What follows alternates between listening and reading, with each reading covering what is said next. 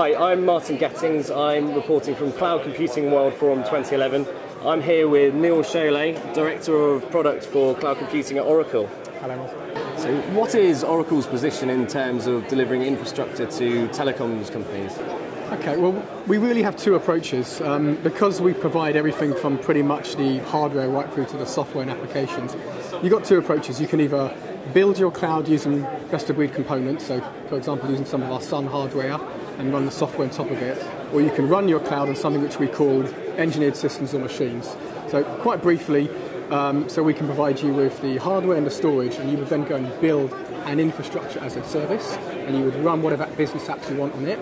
Or we can provide you an entire engineered machine which has all the software pre-installed and optimized, so you have one single point of management and your total cost of ownership is far lower than it would be if you're managing all the individual items yourself. How does Oracle ensure it provides an efficient, secure and continuous infrastructure offering for its clients?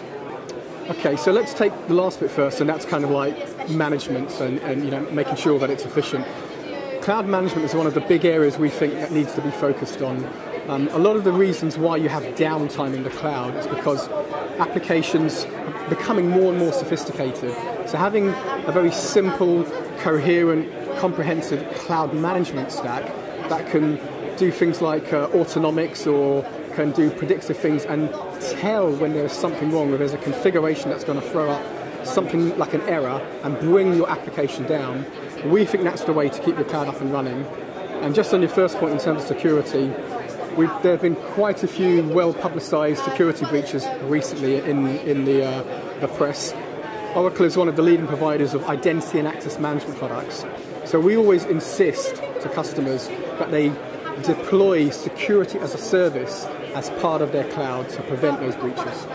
Sure. How do you deal with the question of efficiency, ensuring efficiency is at the highest possible level as it can be? That's a good question.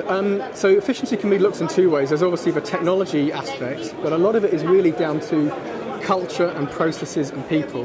So from a technology aspect, you can automate a lot of the processes using technology, and that's how you get efficiencies. But from a cultural aspect, the thing with cloud is it breaks down organizational boundaries.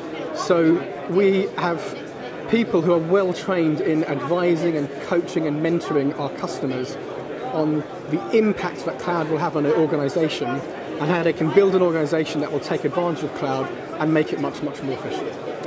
What do you think makes cloud computing such a cost-effective service for the telecoms and finance industry?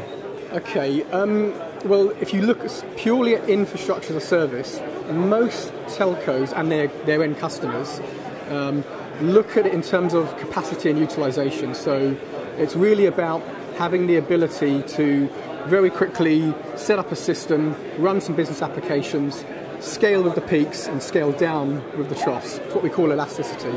That's the first point. But I think going forward, we're going to see a shift away from infrastructure as a service, which is now accepted fact, towards platform as a service. And we're going to start looking at people asking questions like, how do I look at things like profitability? How can I launch my applications much faster? But more importantly, how can I modify them much faster? So we're going to see, I think, a whole new term of business metrics for how you measure efficiency in the cloud. Well, I'm looking forward to seeing how it pans out. Thanks for talking to us today. Thanks very much, Martin. And stay watching for more from Cloud Computing World Forum 2011.